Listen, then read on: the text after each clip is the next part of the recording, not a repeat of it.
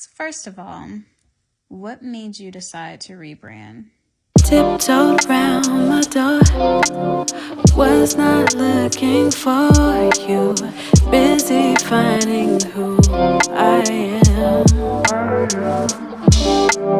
Just 1 year ago, you couldn't have told me that this was a part of my plan.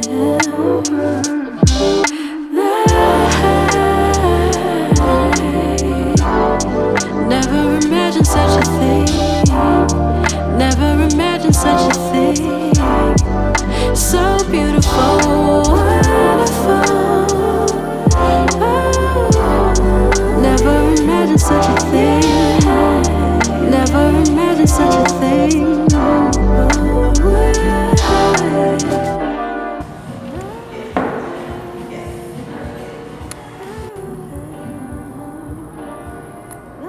I'm happy we went with that shirt. Yeah, I love the sleeves. It's cute. It's so cute. Whenever you go into business, you know at some point, if you want to stay relevant, you have to stay with the times. And you also have to stretch yourself. And I was ready to stretch myself. I was also ready to do something different. I'd gotten a little bored with the same old day in, day out that I've been doing as a businesswoman and as a therapist. Mm-hmm.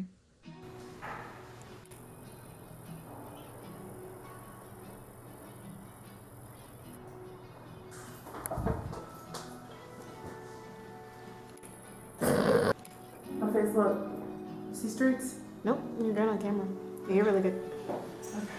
Who helped you most along the way, do you think? There's a lot of people that contribute to where I am. My creative side is inspired by my daughter, Jordan. Yes, you. That's the way y'all look at these 20-year-old children. I'm like, She's my baby too. I got a 23-year-old. Oh, wow. She'll be 21 in 2 weeks, and my oldest turned 23 in June. Are you excited to turn 21? Yes. Girl, don't be excited. Don't rush. It's 21 and it's what, 25? Yeah. And it's 30. I mean, like that. In a blink of an eye, you're going to be like, I just celebrated my 21st birthday. And really, all the wisdom that you learn, I enjoy getting older, only because there's so much to learn. Yeah. My therapeutic side, believe it or not, is mostly my clients, wanting to do better for them, wanting to be able to provide more services, more connection, more resources. So my clients motivate me a lot to change and not remain the same. But the thing that I got from Mr. Pena's speech is you cannot change what you do not identify. That's right. And once you identify something inside yourself, you would be a fool as an entrepreneur not to adapt and adjust. And so for me, acceptance is key, flaws and all. And then, of course, my relationship with God, because I feel like I'm supposed to always be used.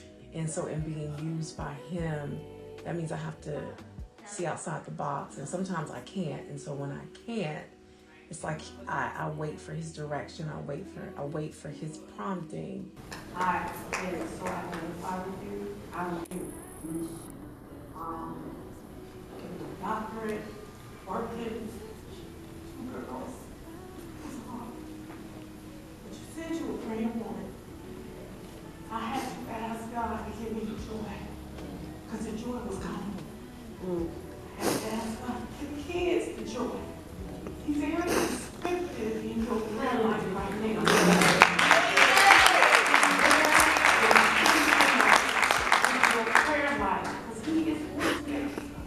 He has never, ever forsaken me. I can say that with all 100 fibers in my being. But you got to keep going. And in that pursuit, He'll give you your joy back, I promise you. And then, believe it or not, also my mother is always in my ear, pushing me to do the next step, pushing me to be bigger, pushing me to grow. Oh, you had me in that one. Okay. Okay, how has your own physical and mental journey affected the rebrand? A lot, because I mean, I am an older woman, and so, you know, we live in an era of image, and how you look, has a lot to do with how you transcend and connect with other people. So of course, staying in shape, changing my look, making myself look as relatable and approachable as possible, but also feeling comfortable with myself, because many times getting in front of a camera is not the easiest thing for me. So I would know. yes, yeah. So, you know, having those challenges with, you know, being in the camera's eye is always challenging for me. So I have to kind of really focus on the whole aspect of my image and my brand, not just the actual work that I provide or the resources that I provide. How would you say that affected your relationship with Weta Brown Lions? So, reached out to a really awesome lady. I can't say enough great things about her. She's a personal trainer. She's a certified nutritionist, coach, a Reiki master. She does meditation.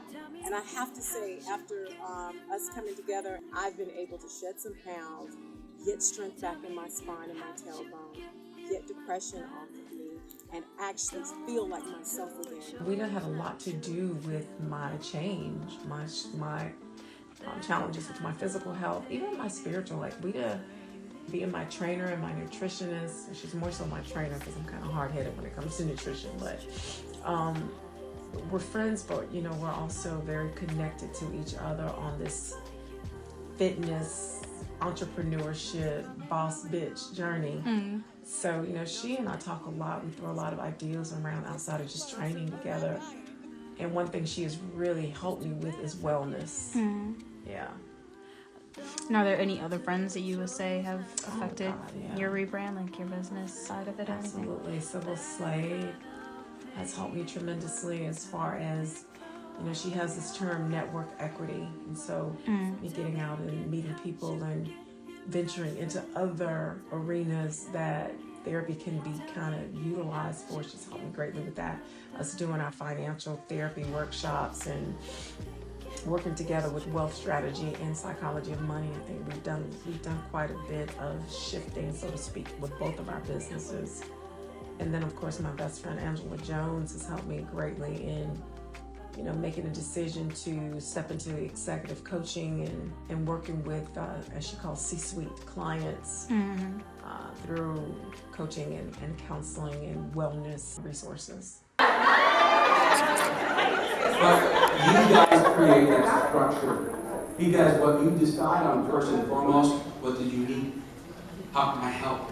How can I be there? But it's okay to be an entrepreneur in this section. More so than most other ones. They may be loud, and they may be able to blaze a trail and not have fear.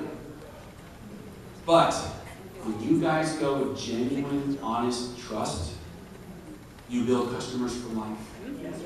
The only thing you gotta do is get out of your own way. So when you go out there, don't doubt yourself. Because it seems like you're different from everybody else, because you're not. So I'm hearing a lot of, honestly, black girl magic with those answers. And as we know, you ended up going to MobileCon. Now we know that Dr. Felicia is serious about self-care. And this is no surprise for the panel that we're getting ready to hear from. So let's welcome our self-care panel to the stage. Not emotional, no. One-dimensional, no. Make it make sense. Carefree is cool, but not at my expense. Tell me what matters, 'cause I don't know where. So what exactly led you to that convention? Well, luckily I was able to connect through networking with Sybil Slade. I met Dr. Felicia Phillips, who is the creator and founder of MobileCon. And all y'all that call me gangster, you see us as soft side. Because everybody I work with is an A personality. That's right. And run the world. And through us, you know, interacting and meeting each other, she invited me to be one of the speakers, which was a great honor and a privilege. And also it was an expansion of my brand, because now I'm able to connect more from a place of larger audiences, but also understanding that I do have a voice, and she's kind of helped me groom that and showcase that in a different way. You know, many of us know our strengths, and many of us know our weaknesses, but what we don't understand is how to combine those things and learn and grow from them. Even for myself, you know, the messaging that I've gotten this whole conference has been mainly focused on, you know, caring about the client, but also caring about yourself, which is duality, right? Duality can cause stress. Duality can cause us to not have a solid foundation if we don't understand our army. But the message that rang the clearest to me is, if the cup is not full, you can't give what you don't have in abundance. What I usually ask them is, where are your sweet spots?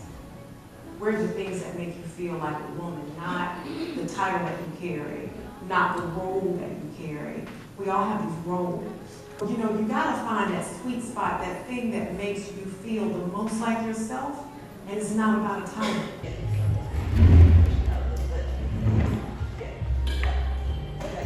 So how would you say that you've evolved as a professional businesswoman? Just learning how to step into other arenas. Like, one of the hardest things for me, I won't say as a businesswoman, one of the hardest things for me has been to come out of the niche of that face-to-face therapeutic exchange. You know, therapy is very intimate, and therapy is very linear, like you're going in one direction. I could easily continue as a therapist, but becoming a businesswoman means so much more. It means, you know, expanding my vision, expanding my reach, expanding my connection with people. I love connecting with people, but now I get to do it in a larger audience, which I've always wanted, but been kind of shy or intimidated in how to do it. Guilt is often self-worth, okay? We as Black women, we have been modeled by these super mothers and super grandmothers. So we see that we want to measure up. I got to be like Mama. You know, Mama never said no. Mama took care of Daddy and her parents, and she worked, and she cooked, and she cleaned. And Mama never had a life. And she was sick. And some passed away. Yes. Yes. And so, you know, when you start talking about guilt, dig a little deeper and ask yourself, why? Why do I feel this way? So, like, in what ways would you say that you've been trying to get your voice more so, like, out there? Nervous system. Okay, so what we got? The nervous system and its impact on mood disorders provide deeper insight to... The nervous system and its impact on mood disorder provides more understanding, provides effective, networking, and now creating my new therapy tool that I'm about to And that's Mindfully Me. Mindfully Me, yes. Being able to reach out a little bit more so. So my demographic is usually women between the ages of like 19 and maybe 60 years old. That's usually my demographic of clientele. But now I'm working with a very diverse audience, and I want to be able to take Mindfully Me to a more global level. It's going to be able to reach people all over the world. It's going to be able to help people understand mental health, and maybe people who are afraid to sit in front of a therapist but really need an introduction to understanding how to regulate mood or create better relationships, or learn more about their bodies and their mind-body connection. That's what Mindfully Me is going to be able to do. And so that's going to broaden my perspective and my connection with people. Getting my doctorate was me making that step into, I want to do something a little bit on a larger scale and be able to be more marketable. But I had no idea that really in 2010, I saw myself focusing on private practice and really building a business in 2010. I had no idea that 12, 13 years later, my vision would be as broad as it is now. I had no idea I would be so connected to so many powerful women in Atlanta, that I would be looking to do things in so many other industries. Like eventually, I want real estate capital. I want to be able to travel abroad and do speaking engagements, and to be able to connect with people truly on a global level. Oh, these are gorgeous.